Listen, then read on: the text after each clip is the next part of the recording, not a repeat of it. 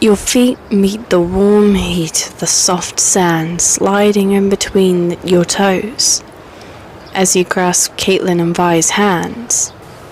You know what? I think Kate's right.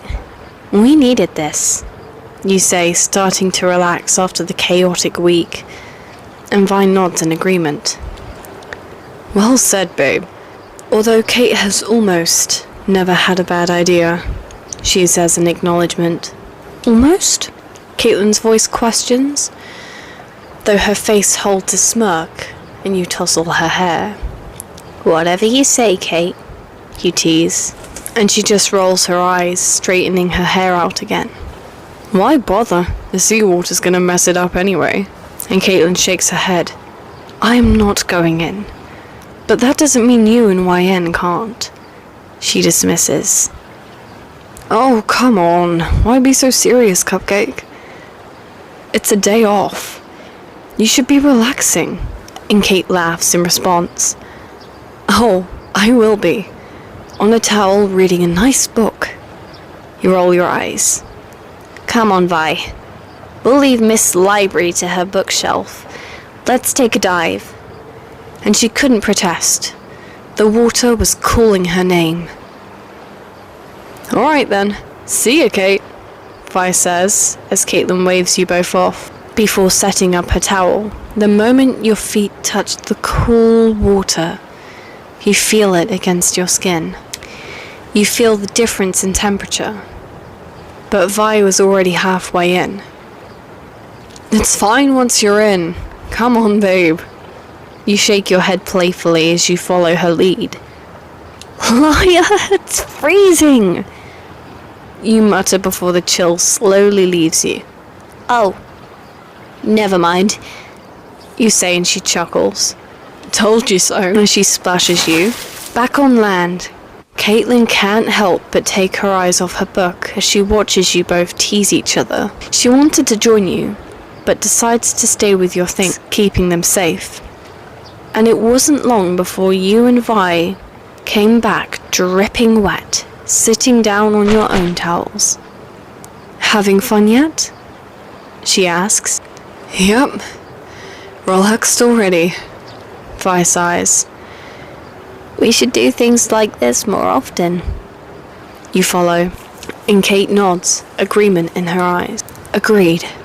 This has been enjoyable, especially seeing you two having so much fun in the sea.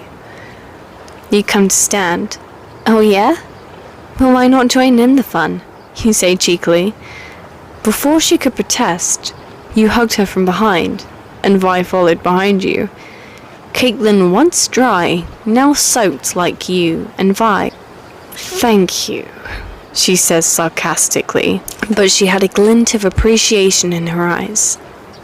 You're welcome.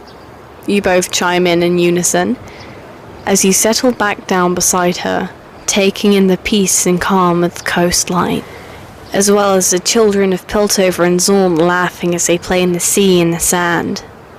The day goes on, and never once did you take your feet off the sand. Building sandcastles, you and Kate bury Vi in the sand, and then she stands up, dusting herself off, though it doesn't do much after being in the sea, sand sticking to her swimsuit and skin.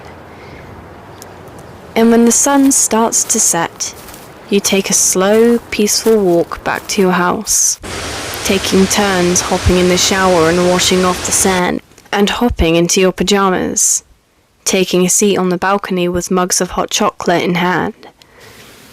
As the sun finally lowers out of sight and the moon rises, you feel a little tired after the day's events, but none of you wanted to move.